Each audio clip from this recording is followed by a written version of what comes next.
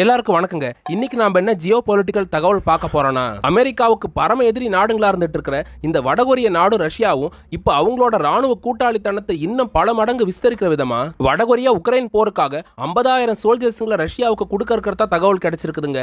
அதையும் தாண்டி இப்பவே கேஎன் சீரீஸ்ல பேலஸ்டிக் ஆயுதங்களையும் வடகொரியா ரஷ்யாவுக்கு அனுப்பிட்டு வரதா ரஷ்ய அரசாங்கமே ஒத்துக்கிட்டு இருக்காங்க. அது சம்பந்தமான தகவல்களையும் அதுக்கப்புறம் பேட்ரியாட் ஏர் டிஃபென்ஸ் சிஸ்டம் இல்லாதனால ரஷ்யாவோட தாக்குதலை தாங்க முடியாம உக்ரைன் மிக கடுமையான அளவுல பாதிக்கப்பட்டு வரதா தகவல் கிடைச்சிருக்குதுங்க. அதை பத்தி இந்த வீடியோல நம்ம டீடைல்டா பார்க்க போறோம். எக்கச்சக்கமான ஜியோ பொலிட்டிக்கல் அப்டேட்டுங்களை நம்ம சேனல்ல தினம் கொடுத்துட்டு வரோம். நம்ம சேனலை சப்ஸ்கிரைப் பண்ணிட்டு உள்ள வந்து பாருங்க.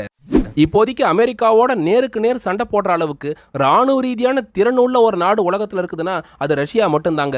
ரஷ்யா கிட்ட அமெரிக்கா மட்டும் இல்ல, ஒட்டுமொத்த ஐரோப்பிய நாடுகள்ல நேட்டோ நாடுகளா ஒரு 31 நாடு இருக்கிறாங்கல்ல, அந்த நாடுகளோட நேரடியாக சண்டை போடுற அளவுக்கு வெப்பன் ஸ்டாக் ஃபைல் அதிகமா இருக்கிற ஒரு நாடுனா அது ரஷ்யா தாங்க. ரஷ்யாவோட ஆயுத வலிமை சம்பந்தமா சர்வதேச ஊடகமா இருக்கிற ராய்டர்ஸ் என்ன சொல்றாங்கன்னா, ஒருவேளை நேட்டோவுக்கும் ரஷ்யாவுக்கும் போர் ஏற்பட்டுச்சுன்னா 30ல இருந்து 50 நாள் வரைக்கும் ரஷ்யா நேட்டோ நாடுகளா இருக்க 32 நாடுகளோட தொடர்ந்து போரில் ஈடுபடுற அளவுக்கு ரஷ்யா கிட்ட எக்கச்சக்கமான ஆயுதங்கள் வெப்பன் ஸ்டாக் ஃபைலா இருக்குதுன்னு ராய்டர்ஸும் குறிப்பிட்டிருக்காங்க.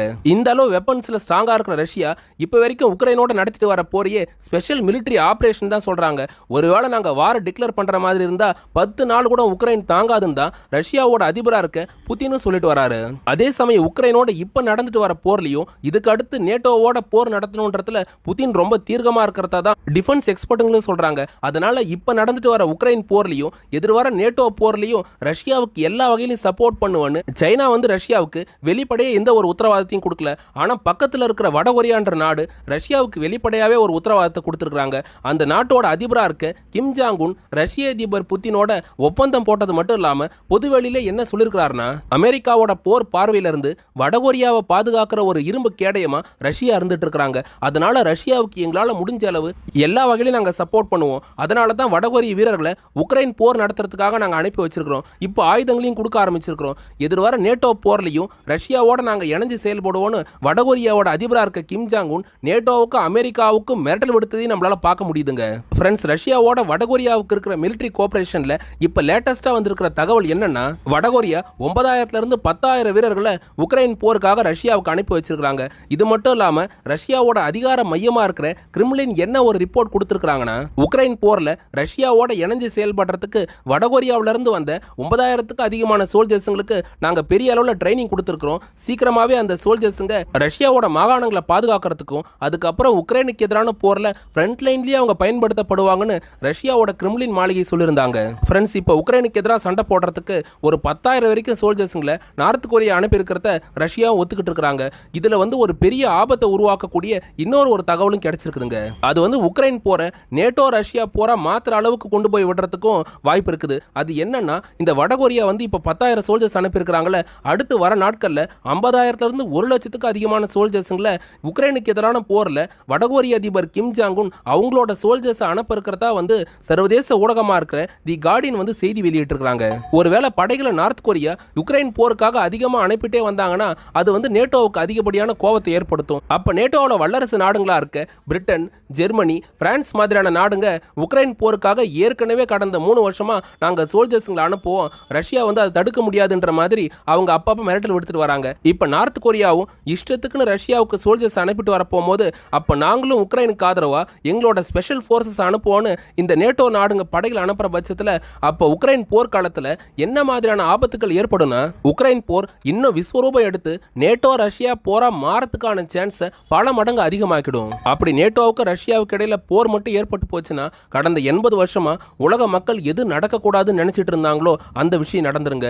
பூமியில 3ஆம் உலக போர் ஏற்பட்டுரும். அதே சமயம் 32 நேட்டோ நாடுகளும் ரஷ்யன் ஃபெடரேஷன் அதுக்கப்புறம் அவங்களுக்கு நட்பு நாடுகளா இருக்க சீனா, இந்தியா மாதிரியான நாடுங்க 3ஆம் உலக போர் ஏற்படுற அளவுக்குலாம் நிலைமையை மோசமாக விடமாட்டாங்கன்னு நம்ம நம்புவோங்க. ஃப்ரெண்ட்ஸ், உக்ரைன் போருக்கு முன்னாடி வரைக்கும் வடகொரியா ரஷ்யாவுக்கான நட்புன்றது கொஞ்சம் திட்டமா தான் இருந்தது. எப்போ உக்ரைன் போர் தொடங்குச்சோ அப்போ பொது எதிரியா இவங்க யாரை ஃபிக்ஸ் பண்ண ஆரம்பிச்சிட்டாங்கன்னா நேட்டோ நாடுகளையும் அவங்களோட லீடரா இருக்க அமெரிக்காவை ஃபிக்ஸ் பண்ண ஆரம்பிச்சிட்டாங்க. இன்னைக்கு உக்ரைனால ரஷ்யாவுக்கு பிரச்சனை ஏற்பட்டது, நாளைக்கு அமெரிக்காவால வடகொரியாவுக்கும் ரஷ்யாவுக்கும் ரெண்டு நாடுகளுக்கு சேர்ந்தே பிரச்சனை ஏற்படுறதுக்கான வாய்ப்புகள் அதிகமா இருக்கிறதா இந்த ரெண்டு நாடுகளும் நம்புறாங்க. அதனால தான் கடந்த 2025 வடகொரியாவும் ரஷ்யாவும் மிக முக்கியமான ஒரு ஒப்பந்தத்தையும் போட்டிருந்தாங்க. ரெண்டு நாடு, ரஷ்யன் ஃபெடரேஷன், வடகொரியா, இந்த ரெண்டு நாட்டில் எந்த ஒரு நாடு மேலேயாவது அமெரிக்காவோ இல்லை நேட்டோ நாடுங்க தாக்குதல் நடத்துகிற பட்சத்தில் நம்ம ரெண்டு நாடுகளும் ஒன்றா சேர்ந்து எல்லா படைகளையும் பயன்படுத்தி நேட்டோவுக்கு எதிராக சண்டை போடணுன்றது இவங்களோட டிஃபென்ஸ் அக்ரிமெண்ட்டாகவே இருக்குதுங்க. இந்த டிஃபென்ஸ் ஒப்பந்தத்துக்கு அப்புறம் தான் வடகொரியா ரஷ்யாவுக்கான நட்புன்றது பல மடங்கு அதிகமாயிடுச்சு. அது இப்போ 2026 படைகளை அனுப்புறது மட்டும் இல்லாமல் அதையும் தாண்டி ஏவுகணைகளை கொடுக்குற அளவுக்கு போய் நின்று இருக்குது. இப்போதைக்கு உக்ரைன் போருக்காக 10,000 வீரர்களை வடகொரிய நாடு கொடுத்துருக்குது. எதிர்வர நாட்களில் 50,000க்கு அதிகமாக கொடுக்கறதுக்கு அவங்க தயாராகிட்டு வராங்க. அதே சமயம் ஜூலை மாதம் 2026 அப்போ இந்த வடகொரிய நாடு அவங்களோட பேலிஸ்டிக் மிசைலாக இருக்க KN சீரிஸ் மிசைல்ஸை நார்த் கொரியா உக்ரைன் போர் நடத்துறதுக்காக ரஷ்யாவுக்கு கொடுத்துருக்காங்க. அதுலேயும் KN சீரீஸில் KN-23, 24, 25 ஏவுகணைகளை வடகொரியா ரஷ்யாவுக்கு கொடுத்துருக்காங்க. ரஷ்யாவுமே அந்த ஏவுகணைகளை உக்ரைன் போரில் பயன்படுத்தி இருக்கிறதா சர்வதேச ஊடகமாக இருக்கிற தி APT வந்து செய்தி வெளியிட்டிருக்கிறாங்க. ஃப்ரெண்ட்ஸ், இப்போதைய நிலவரப்படி உக்ரைன் போரில் ஏர் ஸ்ட்ரைக் நடத்துறதுக்காக ரஷ்யா எந்த ஏவுகணைகளை அதிகமாக பயன்படுத்துகிறாங்கன்னா அவங்களோட இஸ்கேந்தர், ஜிர்கான் மாதிரியான ஹைப்பர்சானிக் மிசைல்ஸுங்களையும் அதுக்கப்புறம் P-800 ஆனிக்ஸ் மிசைல்ஸுங்க, KH சீரிஸ் மிசைல்ஸ் தான் அதிகமாக பயன்படுத்திட்டு வராங்க. உக்ரைன் எப்படி நேட்டோ கிட்ட இருந்து வெப்பன்ஸுங்களை வாங்கி ரஷ்யாவுக்கு எதிராக போர் நடத்திட்டு வராங்களோ அப்பயே நம்மளோட ஆயுதங்களை மட்டும் பயன்படுத்துவான நம்மளோட டிஃபென்ஸ் அக்ரிமெண்ட்ல பார்ட்னராக இருக்கிற வடகொரியாவோட ஆயுதங்களை பயன்படுத்தினா என்னன்னு இப்போ ரஷ்யா முடிவு பண்ணிருக்காங்க. அதனால தான் ரஷ்யா KN சீரிஸ் சார்ந்த மிசைல்ஸுங்களை உக்ரைனுக்கு எதிராக பயன்படுத்திக்கிட்டு இருக்காங்க. இந்த நிமிஷம் ரஷ்யாவுக்கு KN-25 வேரியன்ட் வரைக்கும் பேலிஸ்டிக் மிசைல்ஸ் கொடுத்துட்டு வர நார்த் கொரியா அடுத்த கட்டமாக ஆபத்தான ஆயுதமாக இருக்க KN-30 பேலிஸ்டிக் மிசைல்ஸ் கொடுக்கறதுக்கு தயாராகிட்டு வரதா தகவல் கிடைச்சிருக்குதுங்க. ஃப்ரெண்ட்ஸ், இந்த KN-23, 24 பேலிஸ்டிக் மிசைல் கூட அந்த அளவுக்கு பவர் கிடையாதுங்க. அதுவே KN-30 மிசைல் எடுத்துக்கிட்டா அது ரொம்ப ஹெவி வெயிட் பேலிஸ்டிக் மிசைலாக இருக்குது. ஏறத்தாழ 2லிருந்து 2.5 டன் வரைக்கும் அதில் ஏவுகணையோட வார்கட்ஸ் மட்டும் இருக்குது. அதனால அது தாக்குதல் நடத்துச்சுன்னா உக்ரைனில் பேரழிவை ஏற்படுங்க. வடகொரியாவோட இந்த நடவடிக்கைகளுக்கு கடுமையாக எதிர்ப்பு தெரிவிச்சிருக்கிற நேட்டோ நாடுகளா இருக்க யூகேவும் பிரான்ஸும் என்ன ஸ்டேட்மெண்ட் கொடுத்துருக்காங்கன்னா, ஆசிய பிராந்தியத்தில் இருக்கிற வடகொரியா அவங்களோட லிமிட் என்னவோ அதோட அவங்க இருக்கணும். ஆனால் அவங்க என்ன பண்றாங்கன்னா ரஷ்யன் ஃபெடரேஷனுக்கு தேவையில்லாம ஆயுத உதவிகளை பண்ற காரியத்தில் ஈடுபட்டு வராங்க. இப்பவே வடகொரியா நாடு மேல ரஷ்யாவும் நேட்டோ நாடுகளும் எக்கச்சக்கமான பொருளாதார தடைகளை போட்டு வச்சிருக்குது. ஆனா அதையும் மீறி அவங்க ரஷ்யாவுக்கு வெப்பன் சப்ளை பண்ணிட்டு வராங்க. இதே ஸ்டாண்ட்ல தான் வடகொரியா இருந்துட்டே இருந்தாங்கன்னா அவங்களுக்கு எதிரான பொருளாதார தடைகள் இன்னும் கடுமையாக்கப்படும்னு யூகேவும் பிரான்ஸும் மிரட்டல் விடுத்திருக்காங்க. ஃப்ரெண்ட்ஸ், இப்படியான சிச்சுவேஷன்ல அமெரிக்க அதிபர் ட்ரம்ப் வந்து வடகொரிய அதிபர் கிம் ஜாங் உன் இந்த 2026 டிசம்பர் மாசத்துல நேரில் சந்திக்க இருக்கிறதா ஒரு தகவல் கிடைச்சிருக்குதுங்க. ட்ரம்ப் இதுக்கு முன்னாடி ஃபர்ஸ்ட் டைம் அதிபராக இருந்தப்ப வடகொரிய அதிபர் கிம் ஜாங் உன் நேரில் சந்திச்சு பேசி ஓரளவு ரெண்டு நாடுகளுக்கு இடையில இருக்கிற பிரச்சனையை குறைக்கிறதுக்கு முயற்சி பண்ணியிருந்தாரு. அது சமாதான முயற்சின்றதை விட வடகொரியாவை அடக்கிறதுக்கான முயற்சின்னு சொல்லலாம். அதுல ட்ரம்ப் வெற்றிலாம் அடையலங்க, தோல்வி தான் சந்திச்சாரு. இப்ப 2வது முறையா அதிபராக வந்திருக்க ட்ரம்ப் உலகத்துல ஏதோ ஒரு மூலையில் இருக்கிற நாடுக்கு எதிராலாம் டேரிஃப் போடுறது, சண்டைக்கு போவன்லாம் மிரட்டல் எடுத்துட்டு இருக்காரு. ஆனா இந்த வடகொரியா நாடு கிட்ட அவ்வளவும் எந்த பிரச்சனையும் பண்ணாம அமைதியா இருந்துட்டு இருக்கிறத நம்மளால பார்க்க முடியுதுங்க. என்னதான் ட்ரம்ப் அமைதியா போனாலும் வடகொரியா சும்மா விடுற மாதிரி தெரியலங்க. வடகொரிய அதிபர் கிம் ஜாங் உன் ரஷ்யாவுக்கு அதிகமாக சப்போர்ட் பண்றது ட்ரம்ப்புக்கு நெருக்கடி ஏற்படுத்தியிருக்குது.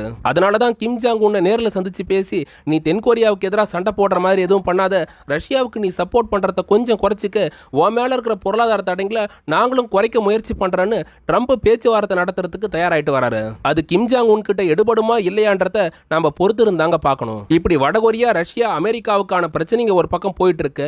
உக்ரைனுக்கு எதிரான தாக்குதலை ரஷ்யா இப்ப மிக கடுமையா மாத்திருக்காங்க.